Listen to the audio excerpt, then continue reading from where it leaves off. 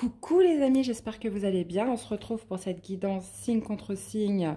Deux signes est égal un couple. Allez, c'est reparti pour un tour. On y va tout au long de ce mois de février les amis. Donc j'espère que la première vidéo vous a plu. Donc c'était un petit peu le rodage. Donc c'est reparti. Là, on va aller voir les deux prochains signes. Gardez votre bon discernement les amis. C'est important. Allez, on y va. On y va, on y va, on y va. Je vais essayer d'en mettre un par jour pour que tous les signes, voilà, qu'on puisse un peu faire toutes les combinaisons jusqu'à la fin du mois. Alors, c'est vrai que je ne mets pas les signes dans le titre. Je vous laisse les découvrir parce que je vous rappelle que ça peut être signe solaire, ascendant ou lunaire. Donc, au final, ça laisse quand même beaucoup de possibilités. Et qu'est-ce que je voulais dire? Par contre, je mets la date. Donc, puisque c'est à chaque fois le même visuel, je mets la date, comme ça vous savez. Normalement, c'est une vidéo par jour. Allez, on y va. C'est parti. Alors, on va voir qui aujourd'hui. Tac, tac, tac, tac. Et voilà le deuxième. Ah, j'ai un troisième qui voulait venir. Est-ce un signe? On a les scorpions, les amis, avec les taureaux. Voyons, décidément, les taureaux... vous êtes très en vogue pour cette Saint-Valentin. Allez, on va aller voir tout de suite qu'est-ce qui vous relie tous les deux. D'accord. Bon, visiblement, il y a une grande solidité. Oh là là, j'ai perdu le mot que je voulais. On parle de déblocage du troisième œil, apaisement du mental. Donc moi, ce que je vois, c'est qu'une grande clairvoyance entre vous, une grande lucidité aussi. Vous avez l'esprit clair, en fait, quand vous êtes ensemble. Donc, en fait, j'ai l'impression que quand vous êtes rencontrés, les choses ont été très, très claires dès le départ. Très claires, très, très fluides aussi. Ok. Bon. On va aller voir. Qu'est-ce que vous voulez le plus? Alors non, alors attendez, je vais sortir une carte que je n'avais pas fait dans le premier tirage. Je vais aller voir tout de suite la situation actuelle entre vous. Donc là, on a regardé le lien. On parle d'une grande lucidité, d'une clairvoyance dans votre couple ou de la manière dont vous vous êtes rencontrés surtout. Donc la situation, on est sur un nouveau départ, d'accord. Donc là, ça va vouloir me dire deux choses, les amis. Soit vous êtes au commencement de votre relation, ou alors vous allez vous rencontrer sur ce mois de février. Donc on parle d'un scorpion et d'un taureau.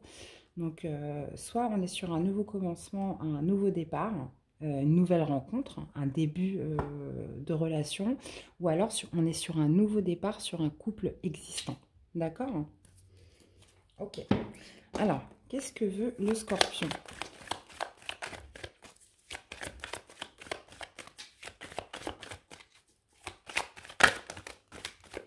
Qu'est-ce que veut le scorpion? Ou alors, ça fait pas très longtemps que vous êtes ensemble. Alors, ce que veut le scorpion, visiblement, j'ai l'impression, voilà, le scorpion veut une belle histoire d'amour. Écouter ses intuitions, écouter ses ressentis. Le scorpion est visé sur l'amour dans cette relation. Donc là, on a un scorpion, visiblement, qui est amoureux. Qui est amoureux. En plus de ça, comme on voit un petit peu le lien de votre rencontre, c'est vraiment... les choses sont claires, quoi. Les choses sont limpides, sont déblocage du troisième œil, on n'a pas de doute. C'est limite comme une évidence, en fait. Et pour ce taureau, allez, pour ce taureau, qu'est-ce qu'on a pour ce taureau?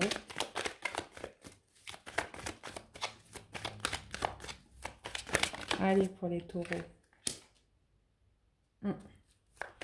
Alors, le taureau, je vais remettre une deuxième carte pour être sûr. Non, j'ai une carte qui tombe. Bon, le taureau, lui, il est plus dans le jeu, j'ai l'impression. Le taureau, en fait, il veut prendre le risque. Et j'ai l'impression que le taureau, veut prendre le risque, peut-être est rusé dans cette relation avec le renard. J'ai l'impression que... Ouais, c'est ça. J'ai l'impression que pour le taureau, c'est plus un risque qu'autre chose.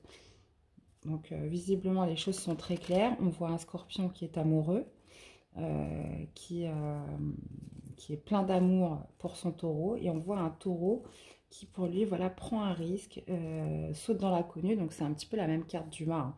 C'est qu'on prend le risque d'y aller à fond, de s'engager. Mais visiblement, il y a un côté de ruse dans tout ça. Donc, je ne sais pas pourquoi. On va aller voir ça.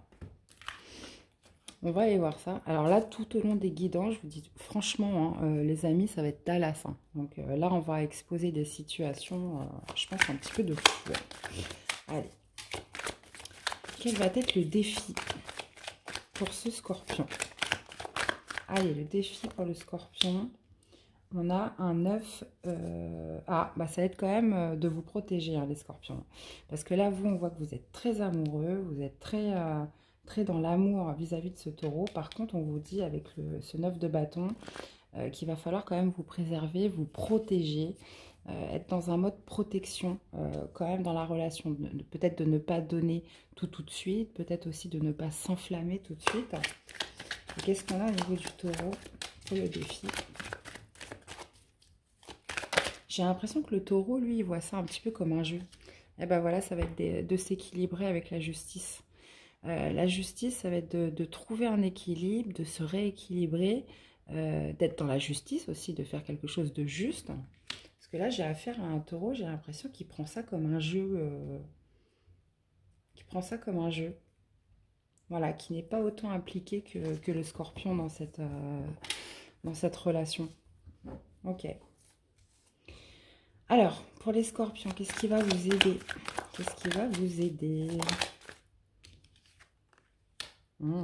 De suivre votre bonne étoile, d'avoir l'espoir. Mais par contre, de rester, c'est l'espoir. Mais de rester quand même dans un mode quand même où on se protège, on ne livre pas tout, on se ménage, on prend soin de soi, hein, vraiment. Et le taureau, qu'est-ce qui va vous aider? Qu'est-ce qui va vous aider, le taureau, dans cette relation?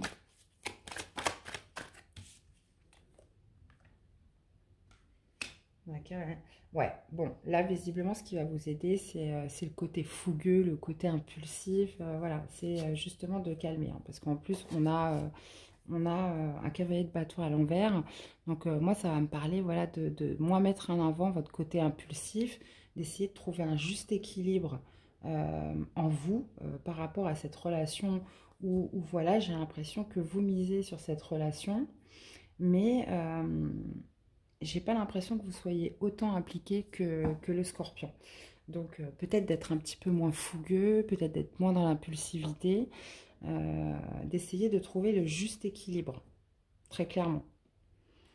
Ok les amis, bon, on va aller voir au niveau de la perspective ce que ça donne concrètement là pour ce mois de février. Qu'est-ce qu'on a? Bon, bah écoutez, on a le soleil. On vous parle de victoire, les amis. On vous parle de victoire, donc c'est magnifique. On vous parle d'éclaircissement, on vous parle d'accomplissement. Alors en plus, on a deux cartes majeures.